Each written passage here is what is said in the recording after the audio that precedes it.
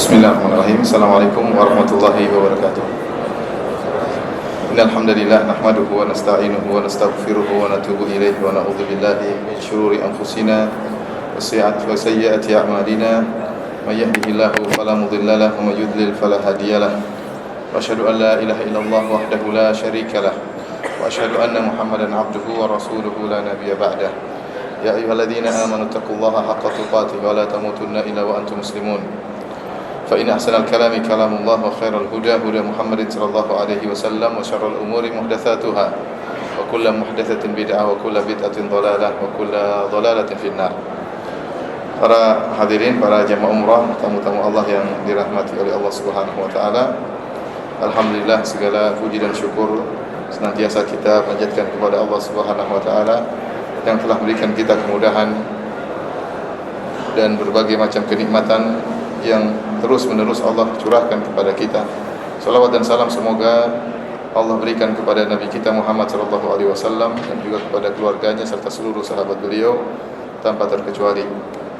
Para hadirin jamaah umrah yang dirahmati oleh Allah Subhanahu wa taala, kemarin kita telah menjelaskan tentang peristiwa pembangunan Ka'bah dan kita sebutkan bagaimana orang-orang kafir Quraisy mereka berselisih, khilaf sampai hampir terjadi saling bunuh-membunuh gara-gara peletakan Hajar Aswad, sehingga akhirnya mereka bertahkim kepada Nabi Muhammad SAW dan mereka ridha dengan keputusan Nabi SAW, di mana Nabi memberi ide dengan membentangkan selendang, lantas mereka ramai-ramai mengangkat Hajar Aswad, kemudian kedua tangan Nabi lah yang mulia yang meletakkan Hajar Aswad pada tempatnya.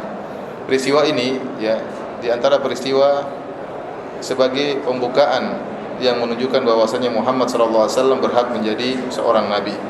Ya, kalau peristiwa hancurnya tentara bergajah dengan burung-burung yang Allah kirimkan ini mengangkat reputasi orang-orang Quraisy, maka dengan peristiwa ini, peristiwa di mana orang-orang Quraisy semua bertahkim kepada Nabi SAW, ini mengangkat kedudukan Nabi SAW.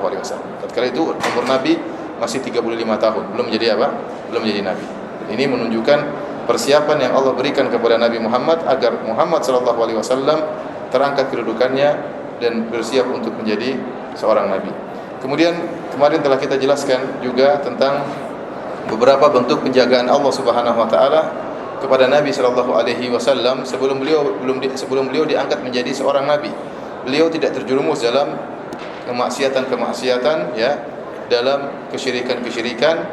Kenapa? Karena kalau seandainya beliau pernah terjerumus dalam kesyirikan atau kemaksiatan sebelum diangkat menjadi nabi, maka tatkala beliau mendakwahkan kenabian, orang-orang kafir Quraisy akan mengungkit masa lalu Nabi sallallahu alaihi wasallam.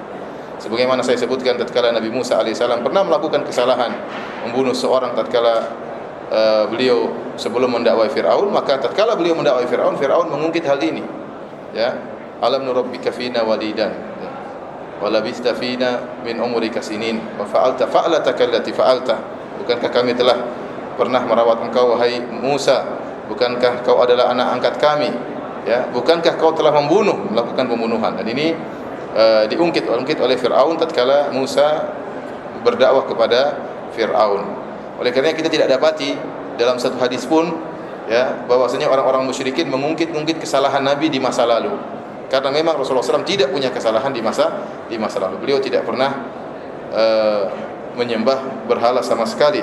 Sebagaimana kemarin telah kita nukilkan perkataan Zaid bin Harithah, beliau berkata, "Mastalama sanaman hatta akramahu Allahu billadhi akramahu wa anzala alaihi." Muhammad SAW tidak pernah menyentuh patung sama sekali sampai Allah memuliakan dia, sampai Allah turunkan wahyu kepadanya. Demikian juga, ya, kita sebutkan kisah kemarin juga tatkala Rasulullah SAW membangun Ka'bah, mengangkat batu, kemudian Rasulullah SAW hendak mengangkat sarungnya untuk menjadi bantalan bagi pundaknya agar tidak sakit tatkala mengangkat batu. Tiba-tiba Allah membuat Nabi Muhammad SAW pingsan. Kenapa? Kalau Rasulullah SAW angkat sarungnya, maka akan kelihatan auratnya.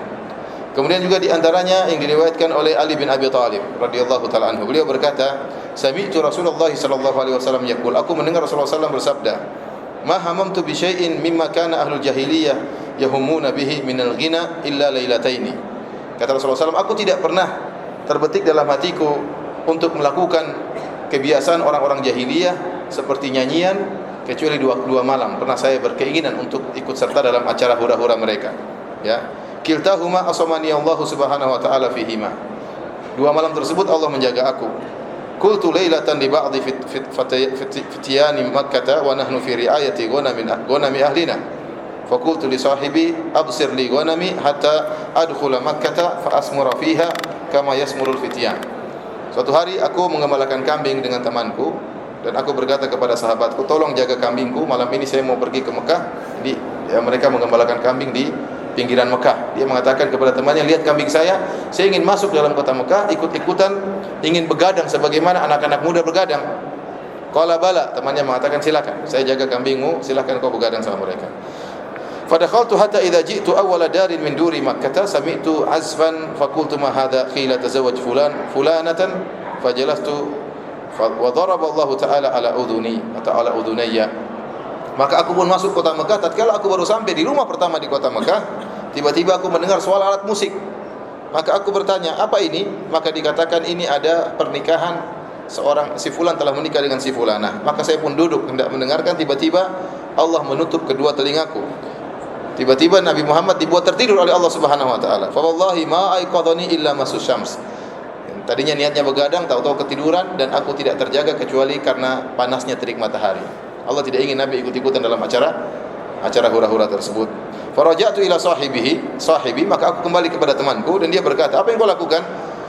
Aku berkata, "Ma fa'altu syai'an." Aku tidak lakukan apa-apa. Kemudian aku mengabarkan apa yang tadi aku lihat. Kemudian aku berkata kepada temanku pada malam yang lain, tolong jaga kambing-kambingku sampai aku bergadang sama orang-orang di Mekah. Maka dia pun nurut, dia pun menjaga kambingku. Maka aku pun masuk ke dalam kota Mekah dan aku mendengar seperti apa yang aku dengar di malam yang lalu. Ya, maka aku bertanya, ada apa itu kok terdengar alat-alat musik? Maka dikatakan si fulan telah menikah dengan si fulana.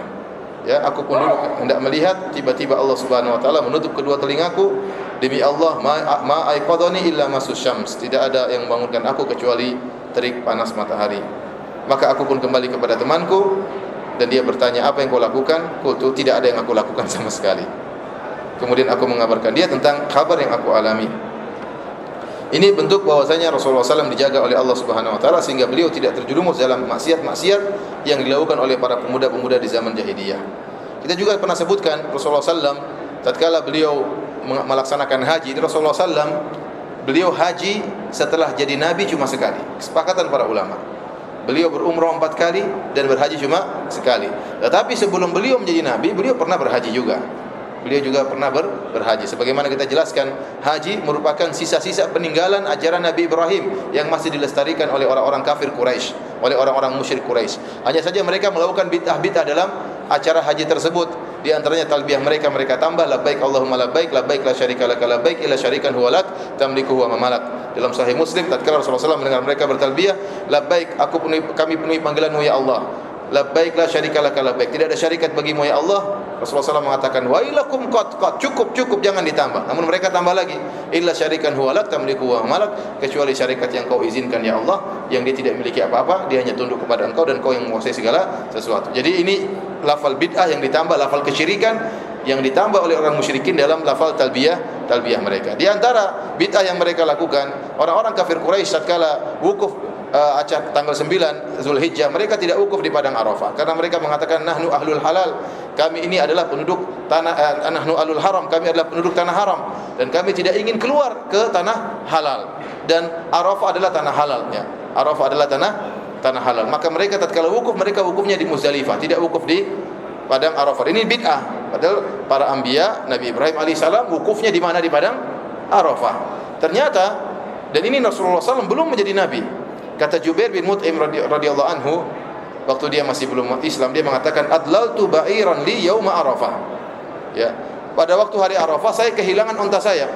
Fa kharajtu atlubu, maka saya keluar ya mencari untaku. Fa ra'aitu Nabi sallallahu alaihi wasallam waqifan ma'an nas bi Arafah.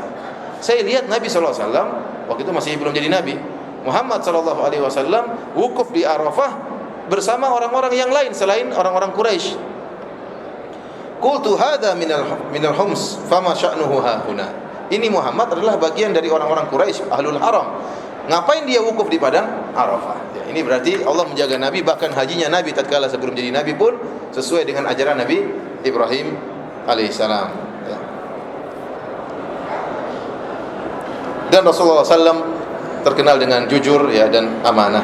Tapi para hadirin Allah Subhanahu Wa Taala, kita lanjutkan pembahasan kita tentang permulaan wahyu. Ya, permulaan wahyu.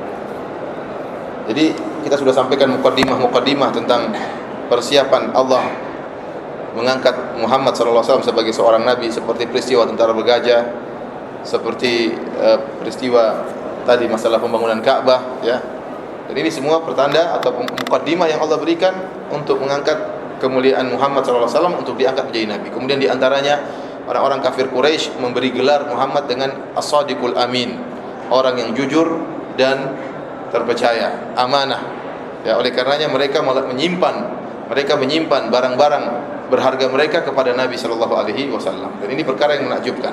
Jadi orang-orang musyrikin Arab waktu Nabi, mereka sudah kenal Nabi sebagai orang yang amanah dan mereka menitipkan barang-barang berharga mereka kepada Nabi Muhammad sallallahu alaihi wasallam. Bahkan setelah Nabi menjadi nabi, mereka masih tetap nitip barang sama Nabi sallallahu alaihi wasallam. Bahkan mereka menuduh Nabi sebagai pendusta, sebagai dukun, sebagai penyihir. Tetap saja mereka nitip barang kepada siapa? Nabi sallallahu alaihi wasallam. Ini menakjubkan, siangnya bilang Muhammad ente kadzab, ente pendusta, ente dukun, tapi tetap aja titip barang sama Nabi Muhammad sallallahu alaihi wasallam. Karena hati mereka tidak bisa mengingkari bahwasanya Rasulullah SAW adalah orang yang amanah dan terpercaya. Dan orang inilah yang pantas untuk menjadi seorang nabi. Kalau nabi pernah berdusta sekali saja, mereka tidak akan ungkit masalah ini. Kau pernah dusta, ya. Karena Rasulullah SAW tidak pernah berusaha. Makanya Rasulullah SAW waktu pertama menyuarakan kenabian, kemudian naik di atas Jabal Safa, kemudian dia menyebutkan, kalau saya menyebutkan di belakang saya ada kuda-kuda yang ingin menyerang kita, hal kuntum musaddiqiyah, apa kalian akan membenarkan aku? Apa kata mereka? Ma jarrabna alaika kadiba, ma jarrabna illa sidqa. Kata mereka, kami tidak pernah tahu kau dusta meskipun sekalipun wahai Muhammad, tidak pernah. Yang kami tahu kau adalah seorang yang jujur, tidak pernah dusta. Ya. Dan ini baru bisa diangkat menjadi seorang nabi. Para hadirin Allah Subhanahu wa taala, waktu menjelang diangkatnya Rasulullah SAW menjadi seorang nabi, ya, maka kita tahu berita sudah tersebar, terutama di kalangan orang-orang ahlul kitab. Mereka tahu kapan kira-kira nabi ini akan muncul, ya.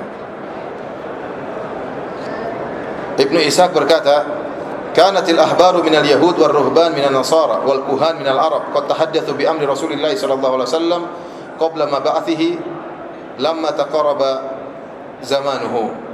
Kata Ibnu Ishaq, para pendeta-pendeta Yahudi, para pendeta-pendeta Nasara, kemudian para dukun juga dari orang-orang Arab, mereka telah berbicara tentang perkara Rasulullah SAW bahwasanya akan muncul seorang nabi tatkala zaman pengangkatan nabi sebagai seorang nabi sudah dekat. Adapun orang-orang pendeta Yahudi dan Nasrani, mereka dapati berita tentang Nabi SAW dalam buku-buku mereka, tentang sifatnya, kemudian akhlaknya, zamannya, kapan munculnya, ya. Dan para anbiya mereka, nabi-nabi mereka telah mengingatkan akan muncul nabi setelah kami, ya. Jadi sebagaimana perkataan Nabi Isa alaihissalam, "Wa mubasysyiran bi rasuli ya'ti min ba'dihi ismuhu Ahmad." Sebagai pemberi kabar gembira kepada kalian akan datang seorang rasul setelahku, namanya Ahmad. Adapun para dukun, ya, mereka mendapat kabar dari syaitan-syaitan, dari jin-jin yang mencuri berita dari langit. Ini perkataan Ibnu Ishaq, ya. Dan ini menjelang diangkatnya Rasulullah SAW sebagai seorang nabi. Oleh karenanya, dan mereka tahu tentang zaman tersebut, ya. Seperti Heraklius waktu ketemu dengan Abu Sufyan, ya. Heraklius bertanya tentang Nabi Muhammad SAW. Setelah dijelaskan tentang sifat-sifatnya, ya, dia mengatakan, saya tahu dia akan muncul, namun dia tidak sangka dari kalian. Dia menyangka nabi terakhir muncul dari Bani Israel, ya. Disebutkan bahwa nabi tersebut muncul dari orang-orang yang di antara adat mereka adalah sunat. Dia menyangka yang sunat itu hanyalah orang-orang Yahudi dan Nasrani. Ternyata orang-orang Arab juga bersunat, ya. Oh, ternyata Nabi Muhammad dari golongan yang juga mengenal sunat ya. Maka jadi mengatakan ya, maka kalau benar itu adalah Muhammad, maka dia akan menguasai tahta singgasanaku ini. Ini kata siapa? Heraklius.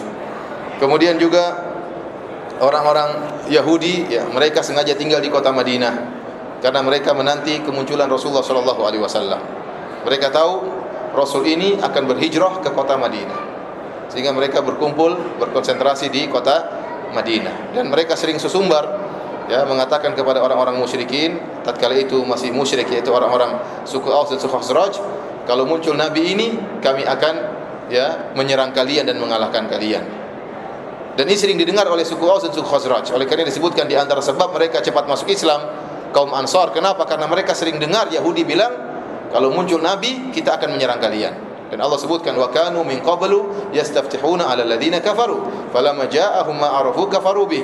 Padahal mereka orang-orang Yahudi sebelumnya sesumbar menyatakan kalau muncul nabi tersebut kami akan mengalahkan kalian. Tatkala muncul nabi tersebut mereka kafir kepada Nabi Muhammad sallallahu alaihi wasallam. Begitu Nabi Muhammad muncul, maka orang-orang Ansar mengatakan, "Ayo kita beriman kepada nabi tersebut sebelum orang-orang Yahudi."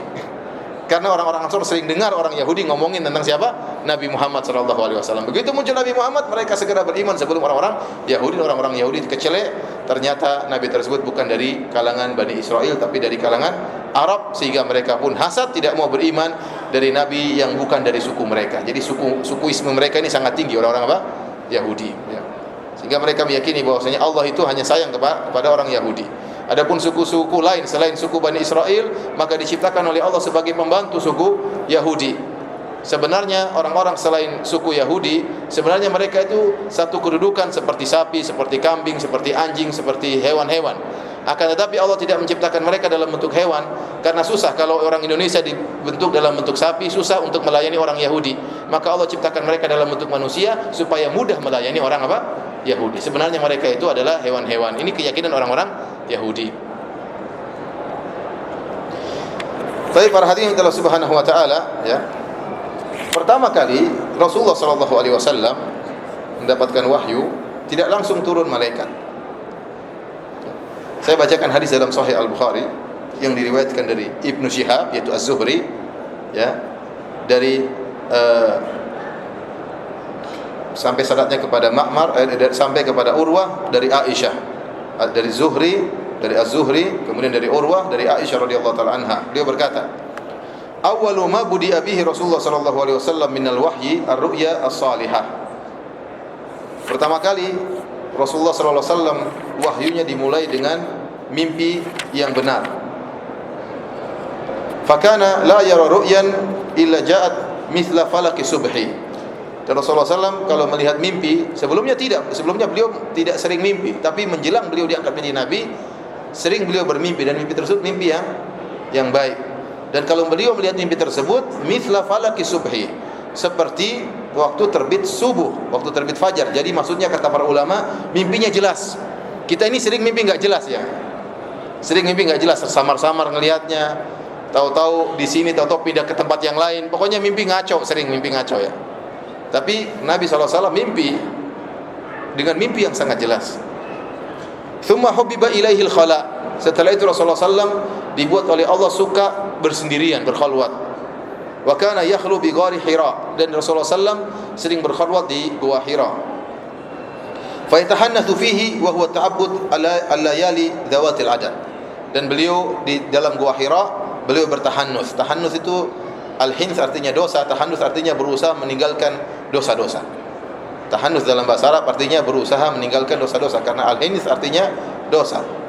Ditafsirkan maksudnya adalah beliau beribadah ya dalam malam-malam tertentu. Qabla an yanzi'a ala ahlihi wa yatazawwadu lidzalik ya. Dan beliau kalau mau pergi ke sana beliau membawa bekal untuk pergi ke Gua Hira.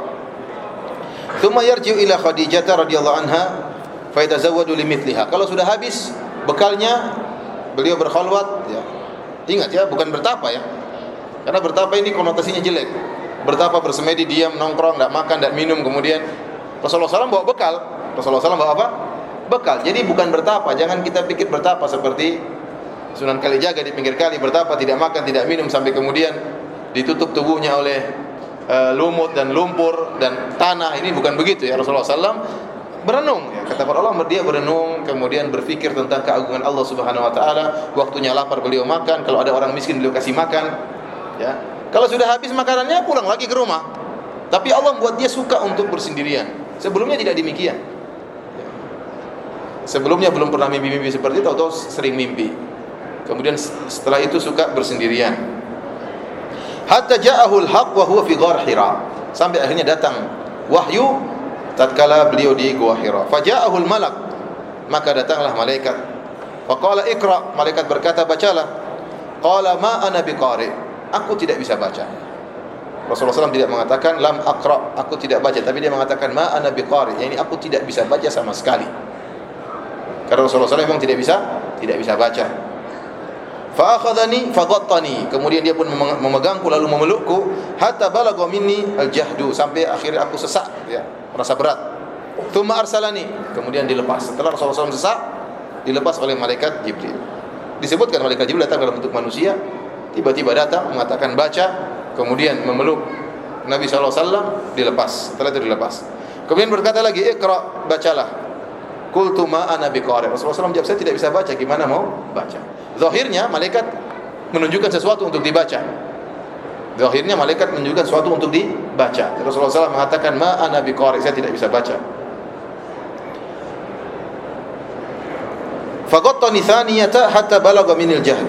Kemudian dia pun memelukku kedua kali, menutupiku, ya, sampai aku sesak napas. Kemudian dia pun melepaskan aku. Faqala iqra, malaikat berkata lagi yang ketiga kali, bacalah. Faqultu ma ana biqari, saya tidak bisa baca. Fa akhadhani faghattani thalithata, lalu dia pun memelukku, ya, sampai ketiga kali. Tsumma arsalani, kemudian dia melepaskan aku. Faqala, kemudian dia berkata, iqra bismi rabbikal ladzi khalaq, bacalah dengan menyebut Rabbmu yang mencipta. Khalaqal insana min 'alaq, ya, yang telah menciptakan manusia dari segumpal darah. Iqra wa rabbukal akram, bacalah dan Rabbmu adalah yang maha baik, maha mulia. Faraja biha Rasulullah sallallahu alaihi wasallam yarjifu fuaduhu. Rasulullah SAW pulang setelah itu, ketemu istrinya Khadijah dalam kondisi gemetaran. Fadakhala ala Khadijah binti Khuwailid radhiyallahu anha. Kemudian beliau ketemu dengan Khadijah radhiyallahu anha. Faqala zammiluni zammiluni, kata Rasulullah SAW, selimuti aku selimути aku. Fazammaluhu hatta dhahaba anhu raud, maka diselimutilah oleh Khadijah sampai hilang rasa takutnya. Faqala li Khadijah wa akhbaraha al-khabar, lalu Rasulullah SAW menyampaikan kepada Khadijah, dia menceritakan apa yang telah beliau alami. Kemudian Rasulullah SAW berkata, laqad khasyitu ala nafsi, sungguh aku khawatir suatu menimpa diriku. Ya, ada yang mengatakan beliau takut penyakit menimpa beliau, atau takut dibilang gila, atau tidak beres otaknya. Kenapa? Karena melihat hal yang aneh, ya. Rasulullah SAW bukanlah orang yang lemah, Rasulullah SAW orang yang kuat, tetapi dipeluk oleh laki tersebut, Rasulullah SAW tidak bisa berkutik sampai, ya, susah bernafas. Aneh ini. Rasulullah SAW orangnya kuat. Faqalat Khadijah tatkala mendengar ketakutan suaminya, dia berkata, kalla wallahi ma yukhzikallahu abada. Sekali-sekali tidak, ya, tidak perlu khawatir wahai suamiku, Allah tidak akan menghinakan engkau selamanya. Innaka la tasilur rahim, engkau senantiasa menyambung silaturahmi. Wa tahmilul kalla wa taksibul ma'dum, dan engkau membantu orang yang belum bisa mandiri. Wa taksibul ma'dum, bahkan engkau bekerja untuk kau berikan kepada orang yang tidak punya penghasilan sama sekali. Wa takrid dhaif, dan engkau senantiasa memuliakan tamu. Wa tu'inu ala nawabil haq, dan engkau senantiasa membantu orang yang terkena musibah. Fantalaqat bihi Khadijatu radhiyallahu anha hatta atat bihi Waraqah bin Naufal ibni Asadin bin Abdul Uzza. Kemudian Khadijah, di antara kecerdasannya, beliau kemudian bawa Rasulullah SAW segera menuju ke sepupunya Waraqah bin Naufal, ya. Wa kana imra'an tanassara fil jahiliyah, dan dia adalah seorang yang masuk di zaman jahiliyah, masuk beragama Kristen, beragama Nasrani. Wa kana yaktubul kitaba al-Ibraniyah, dan beliau bisa menulis Alkitab dengan bahasa Ibrani. Fa yaktubu minal Injil bil Ibraniyah masyaallah an yaktub, dan dia bisa menulis Injil dengan bahasa Ibraniyah, bahasa Bani Israel, apa yang Allah kehendaki bagi untuk dia nulis. Wa kana syaikhan kabiran qat'ami, dan dia adalah seorang yang sudah sangat tua dan sudah buta. Qalat lahu Khadijah, Khadijah berkata kepada Waraqah, ya ibna ammi isma' min ibni akhik, wahai sepupuku, dengarkanlah apa yang akan dituturkan oleh anak saudaramu, oleh Muhammad sallallahu alaihi wasallam. Faqala lahu Waraqah berkata kepada Rasulullah SAW, ya ibna akhi, madza tara, wahai saudaraku, Apa yang kau lihat? Fa akhbar Rasulullah sallallahu alaihi wasallam khabara ma ra'a. Maka Rasulullah SAW menyampaikan tentang apa yang dia lihat. Fa qala lahu Waraqah berkata, "Hadzal namus alladzi nazala Allahu ala Musa." Ya, ini adalah namus, yaitu Jibril alaihissalam, sahibus sir, yang membawa rahasia. Ya, namus maksudnya adalah sahibus sir, yaitu malaikat Jibril yang Allah turunkan kepada Nabi Musa alaihissalam. Ya laitani fiha jad'an laitani akunu hayyan idh yukhrijuka qaumuka. Kata Waraqah tatkala itu, seandainya saya waktu itu masih muda tatkala kaummu akan mengusirmu. Ya, seandainya saya masih hidup tatkala kaum mengusirmu dan saya masih muda. Ya, dalam riwayat la ansurannaka nasran mu'azzara, saya akan menolong engkau dengan pertolongan. Nanti akan disebutkan dia mengatakan demikian. Saya akan menolong engkau dengan pertolongan yang kuat. Maka Rasulullah SAW heran tatkala mendengar dia akan diusir. Maka Rasulullah SAW berkata, awa mukhrijiyahum, apakah mereka akan mengusirku? Penduduk kota Mekah akan mengusirku? Qala na'am, kata Waraqah, iya. Lam ya'ti rajulun qad bimithli ma ji'ta bihi illa udi. Tidak ada seorang pun yang datang dengan membawa seperti yang kau bawa, yaitu membawa wahyu dari Allah Subhanahu wa taala, kecuali akan dimusuhi. Wa in yudrikni yaumuka ansurka nasran mu'azzaran. Kalau seandainya hari tersebut masih aku dapati, itu tatkala kau diusir, kau dimusuhi, aku akan menolong kau dengan pertolongan yang sangat kuat. Ya, kemudian tidak lama Waraqah pun meninggal dunia. Waraqah meninggal dunia. Para hadirin yang dirahmati oleh Allah Subhanahu wa taala, ya, banyak faedah yang berkaitan dengan hadis ini. Yang pertama, hadis ini diriwayatkan oleh Aisyah radhiyallahu taala anha, dari Az-Zuhri, kemudian dari Urwah, kemudian dari Aisyah radhiyallahu taala anha. Dan kita tahu Aisyah radhiyallahu taala anha tidak mendapati masa ini, ya. Jadi dia tidak mendapati masa tatkala pertama kali Nabi sallallahu alaihi wasallam diturunkan apa? Wahyu. Namun kata para ulama, bisa jadi Aisyah meriwayatkan dari sahabat yang lain, atau Aisyah mendengar ceritanya langsung dari suaminya Rasulullah sallallahu alaihi wasallam. Oleh karenanya hadis mursal sahabi, kalau ada hadis mursal yang diriwayatkan oleh sahabat, maksudnya sahabat menceritakan suatu kejadian yang dia tidak dapati kejadian tersebut, tetap kita nilai hadis tersebut hadis yang sahih. Karena sahabat mungkin mendengar dari sahabat yang lain, atau mendengar ceritanya dari Nabi sallallahu alaihi wasallam, meskipun masa kejadian tersebut tidak dia dapati. Seperti hadis ini, Aisyah tidak mendapati masa tersebut, tetapi kemungkinan dia mendengar ceritanya dari sahabat yang lain atau dari suaminya Rasulullah sallallahu alaihi wasallam. Dan Allah Subhanahu wa taala memberi mukaddimah kepada Nabi sebelum menurunkan wahyu. Allah menjadikan Nabi sering bermimpi. Ya, kita tahu mimpi para nabi adalah wahyu. Mimpi yang benar, mimpi seperti tidak biasanya. Kemudian setelah Rasulullah SAW bermimpi, Rasulullah SAW suka berkhalwat, suka bersendirian. Para ulama khilaf apa yang dilakukan oleh Nabi SAW tatkala di Gua Hira. Ya, ada yang menyatakan bahwasanya Rasulullah SAW beribadah dengan ibadahnya Nabi Ibrahim. Memang dibantah oleh sebagian ulama, dari mana Rasulullah SAW tahu ibadahnya Nabi Ibrahim. Ya, ada yang mengatakan Rasulullah SAW bertafakkur tentang keagungan Allah Subhanahu wa taala. Ada yang mengatakan Rasulullah SAW ingin menjauh dari kerusakan yang terjadi di kota Mekah. Ya, kenapa? Karena kota Mekah lagi rusak-rusaknya. Banyak perzinahan, banyak minum khamar, disembah patung-patung berhala-berhala, terjadi perjudian dan kerusakan-kerusakan yang lainnya. Dan Rasulullah SAW ingin menyendiri. Dia ingin membiarkan dirinya, menjauhkan dirinya dari kerusakan-kerusakan tersebut. Disebutkan Gua Hira itu view-nya itu adalah Mekah. Seakan-akan Rasulullah SAW duduk di Gua Hira sambil view-nya adalah Mekah, merenungkan tentang rusaknya orang-orang Mekah tatkala itu. Ini pendapat. Wallahu a'lam bishawab, tidak ada dalil yang tegas, ya. Namun Ibnu Hajar Al-Asqalani rahimahullahu taala menyebutkan riwayat, ya, bahwasanya Rasulullah SAW tatkala di Gua Hira dia membagi-bagikan makanannya kepada orang-orang miskin. Oleh karenanya Al-Ghazali mengatakan kita tidak perlu berdalam-dalam dalam mencari tahu apa yang dilakukan oleh Nabi sallallahu alaihi wasallam karena tidak ada dalilnya. Syekh Utsaimin rahimahullah mengatakan Rasulullah SAW beribadah bima fatahullahu alaihi, dengan ibadah yang dimudahkan oleh Allah Subhanahu wa taala. Apakah merenungkan keagungan Allah? Ya, Rasulullah SAW seakan-akan mencari sesuatu, ingin dekat dengan Tuhan, ingin dekat dengan Allah Subhanahu wa taala. Namun dia tidak tahu caranya bagaimana. Dia tidak tahu caranya bagaimana, maka dia mendekatkan dirinya dengan berkhalwat. Dan di antaranya dia memberi makanan kepada fakir miskin. Tapi para hadirin Allah Subhanahu wa taala, dan jangan kita menyatakan sebagaimana perkataan pendapat Ibnu Sina yang menyatakan bahwasanya nubuwah adalah amrun muktasab. kenabian adalah perkara yang bisa dicari. Ini pendapat yang batil. Ya. Sebenarnya kenabian itu bukan perkara yang dicari, tetapi Allah yang milih. Allahu yastafi minal malaikati rusulan wa minan nas. Allah yang pilih siapa yang berhak menjadi rasul-rasulnya dari kalangan malaikat ataupun kalangan manusia. Jadi tidak ada namanya kalau ingin jadi nabi bertapa di Gua Hira, tidak ada ya. Jangan sampai kita menyangka, karena ada pendapat sebagian orang demikian. Orang-orang ahli filsafat mengatakan kalau ingin jadi nabi maka ikutilah proses seperti yang dialami oleh Rasulullah sallallahu alaihi wasallam. Prosesnya bagaimana? Maka tinggalkanlah dunia. Kemudian pergilah ke tempat berkhalwat, kemudian di situ merenungkan sampai akhirnya timbul kekuatan-kekuatan, kemudian jadi Jadi nabi. Ini tidak benar ya. Ente bertapa sekarang mau jadi nabi, yang datang jin nanti ya. Jibril tidak akan turun ya. Sudah selesai Jibril, datang Jibril made in China nanti yang turun ya. Yang turun sama Ahmad Musaddiq, sama itu Jibril palsu, sama dengan yang turun kepada Mirza Ghulam Ahmad dan nabi-nabi yang lainnya ya. Adapun Jibril asli sudah tidak turun lagi. Jadi kenabian tidak bisa dicari. Rasulullah SAW kebetulan saja dia menjadi nabi dengan bertapa atau bukan bertapa, dengan berkhalwat di Gua Hira.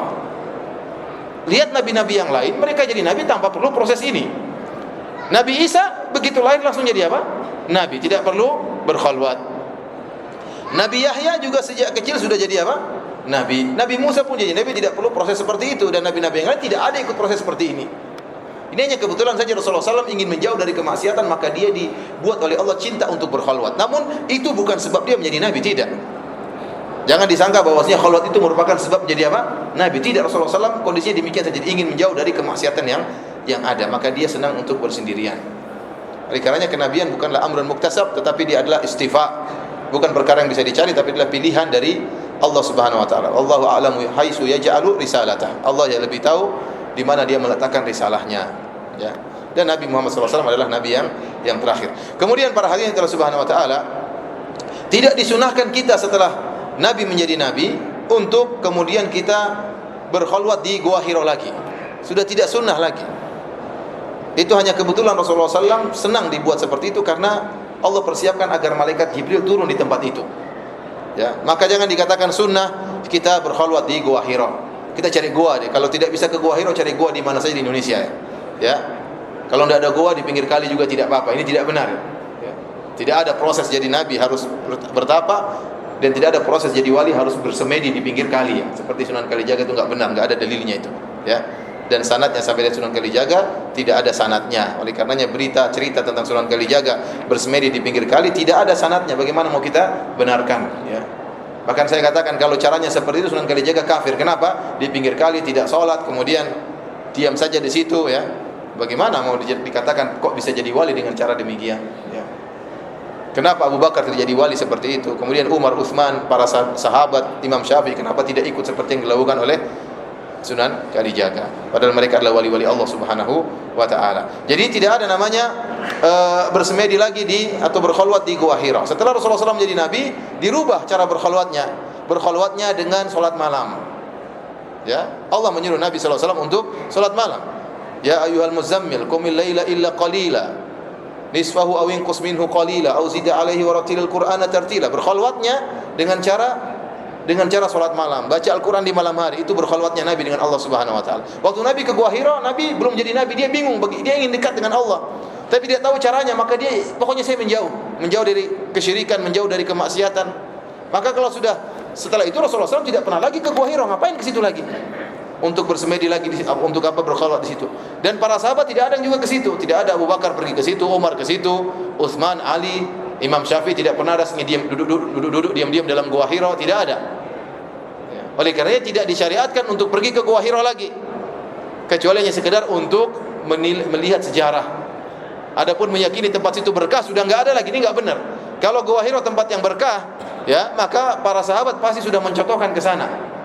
Maka jangan sampai seorang ke Gua Hira meyakini bahwa itu berkah. Oleh karena Al-Imam Ibnu Katsir rahimahullah tatkala menafsirkan surat Al-Kahfi, dia menyebutkan khilaf para ulama tentang di mana goa tersebut yang orang-orang Ashabul Kahfi tidur di situ, ya. Maka dia mengatakan yang benar tidak perlu kita tahu karena tidak penting. Kalau penting pasti Allah kasih tahu Nabi sallallahu alaihi wasallam di mana goa tersebut. Ya. Maka tidak perlu cari tahu. Seandainya gua tersebut adanya di Jember, oh pasti orang semua ke Jember gua tersebut, pingin tidur di situ ya. Mungkin orang berlomba-lomba datang mana, tidur di Jember. Alhamdulillah gua tersebut tidak diketahui di mana letaknya. Kalau ketahuan, orang-orang akan datang ke situ. Mungkin ada yang sengaja tidur di situ, pingin tahu bagaimana tidurnya Ashabul Kahfi. Tahu-tahu enggak bangun kecuali 300 tahun berikutnya, kan repot. Oleh karena perhatian Allah Subhanahu wa taala, ya, tempat-tempat seperti itu cuma kebetulan. Maka tidak disyariatkan kita pergi ke Gua Hira, kita pergi ke gua yang ada di Jabal Thur, ya. Ya, tidak ada dalil khusus menunjukkan tempat tersebut mulia. Kalau ada dalilnya, dalil khusus, maka kita menyatakan tempat tersebut berkah seperti Masjid Nabawi, kota Madinah secara umum, ya. Tapi tempat-tempat tersebut tidak ada dalilnya, hanya sekedar sejarah yang terjadi, maka kita tidak ke sana kecuali untuk mengingat sejarah, bukan untuk mencari berkah di tempat-tempat tersebut. Kemudian para hadirin Allah Subhanahu wa taala, ya, tatkala malaikat Jibril datang menyuruh Nabi sallallahu alaihi wasallam baca, Iqra, bacalah. Rasulullah SAW tidak mampu untuk membaca karena Rasulullah SAW memang tidak bisa baca tulis, ya. Ya, Rasulullah SAW tidak bisa baca tulis, dan Allah Subhanahu wa taala berfirman dalam Al-Qur'an, "Wa ma kunta tatlu min qablihi min kitabin wa la takhutuhu bi yaminik idzal lartabal mubtilun." Kata Allah Subhanahu wa taala, kau sebelumnya tidak pernah membaca apapun dan tanganmu tidak pernah menulis apapun. Seandainya kau pernah baca dan pernah menulis, idzan lartabal mubtilun, maka orang-orang ahli batil akan ragu dengan kenabianmu. Jadi di antara bukti bahwasanya Muhammad adalah utusan Allah Subhanahu wa taala, bahwasanya Al-Qur'an diturunkan oleh Allah, Allah turunkan kepada orang yang tidak bisa baca, tidak bisa tulis. Seandainya Muhammad itu bisa baca dan bisa tulis, maka orang-orang kafir akan ragu, kamu memang pintar baca Muhammad, itu paling kau ambil dari buku-buku yang lalu. Kau mungkin cuplik dari buku-buku Alkitab orang-orang Yahudi, Taurat dan Injil. Tetapi Allah turunkan kepada Nabi yang tidak bisa baca, tidak bisa tulis. Oleh karenanya para ulama khilaf setelah itu. Apakah Nabi tidak bisa baca, tidak bisa tulis sampai beliau meninggal, ataukah setelah itu beliau bisa baca dan bisa tulis? Wallahu bisa pendapat yang kuat sampai beliau meninggal beliau tidak bisa baca, tidak bisa tulis. Supaya mukjizat Al-Qur'an terus ada. Ya. Bahwasanya Al-Qur'an tersebut bukan karangan Muhammad sallallahu alaihi wasallam.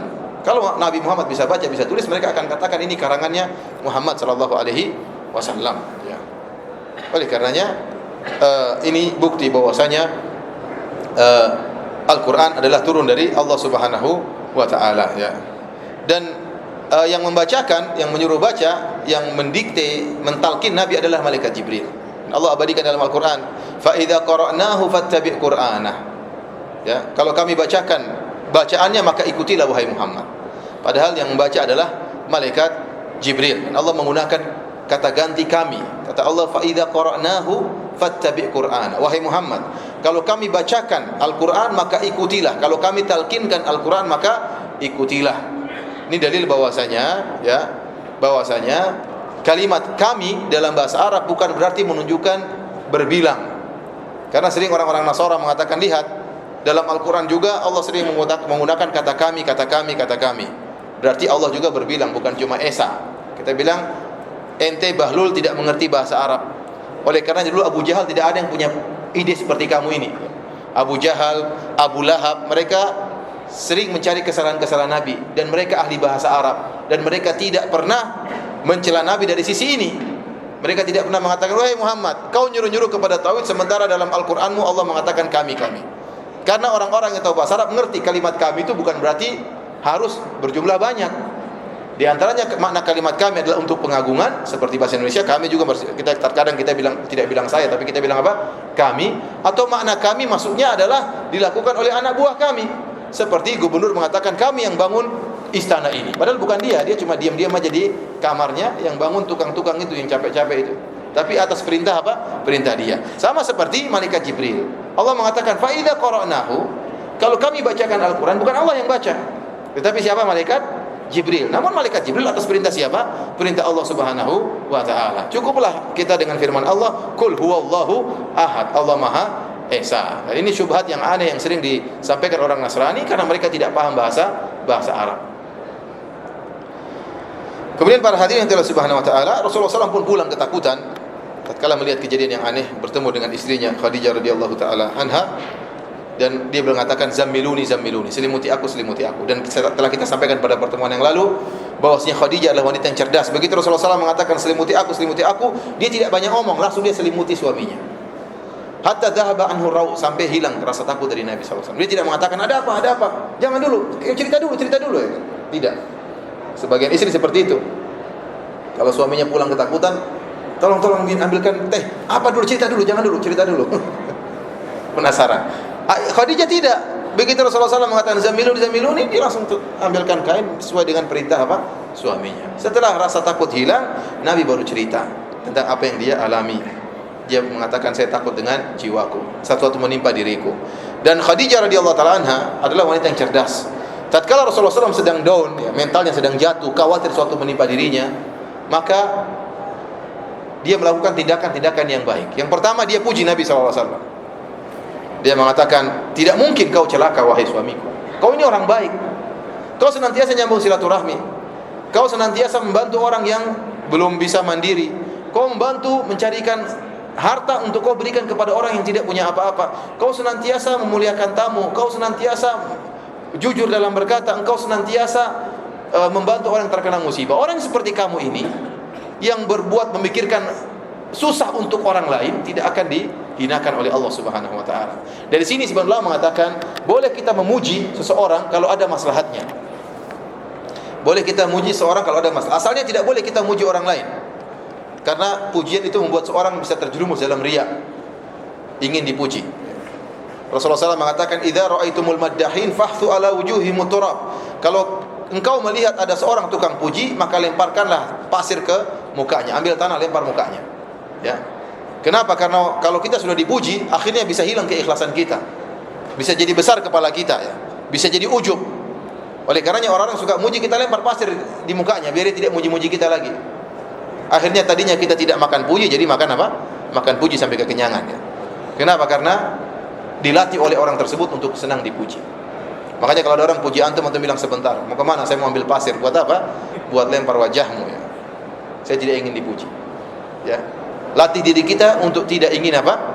Dipuji. Tapi kalau ada orang puji kita, ya kita bilang mudah-mudahan itu ajil busra mukmin, kabar gembira yang disegerakan oleh Allah Subhanahu wa taala. Namun asalnya kita jangan suka pujian, ya. Terkadang murid-murid mencelakakan gurunya, ya. Gurunya dipuji sama murid-muridnya, oh ustaz hebat, ustaz ini. Akhirnya ustaznya merasa dirinya hebat, padahal dia tidak ada apa-apanya. Kenapa? Muridnya membesarkan kepalanya. Bahaya. Ada murid-murid seperti itu lempar mukanya dengan apa? Pasir. Namun kita boleh memuji dalam kondisi tertentu, seperti Khadijah memuji Nabi SAW. Kapan tatkala seorang jatuh mentalnya? Misalnya ada orang, dia sebenarnya seorang yang rajin belajar, rajin hafal Quran, tahu-tahu dia malas.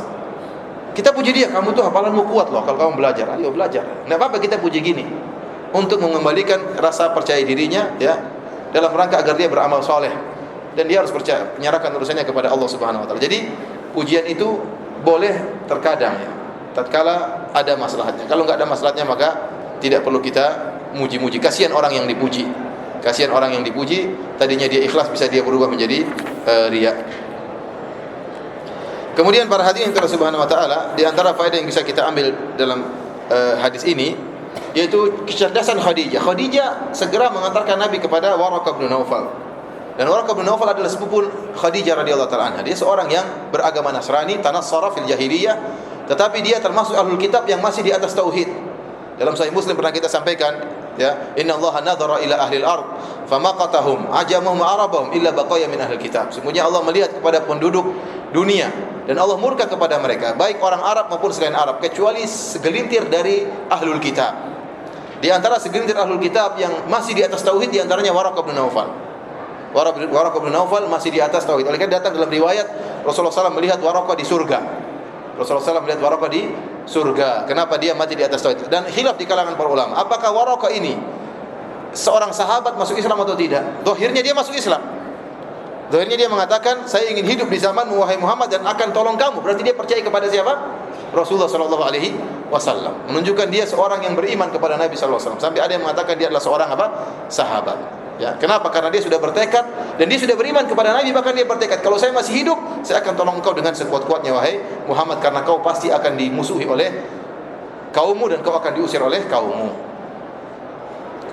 Dan Waraqah kemudian menenangkan hati Nabi dengan menjelaskan bahwasanya jangan khawatir, yang turun kepadamu bukanlah suatu yang menakutkan, tapi yang turun kepadamu adalah malaikat Jibril.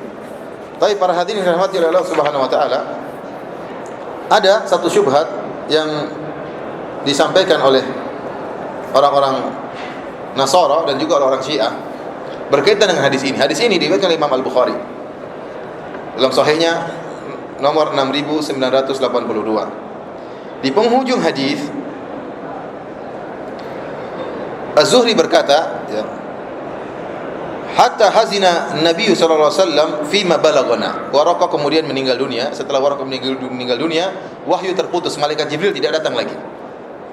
Malaikat Jibril tadi datang kasih wahyu, setelah itu wahyu terputus.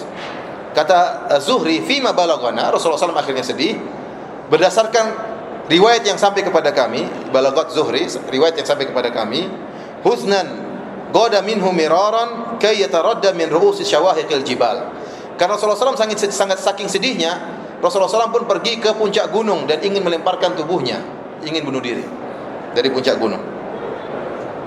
Fakullama awfa bi dhirwati jabalin likay yulqi minhu nafsahu tabaddalahu Jibril. Setiap Rasulullah SAW ingin melemparkan dirinya dari puncak gunung, Jibril muncul alaihissalam. Faqala ya Muhammad, kemudian Jibril berkata, wahai Muhammad, innaka Rasulullahi haqqan, sesungguhnya kau adalah utusan Allah yang benar. Fayaskunu lidzalika ja'shuhu, maka Rasulullah SAW akhirnya tadinya bimbang, tadinya goyang jadi tenang.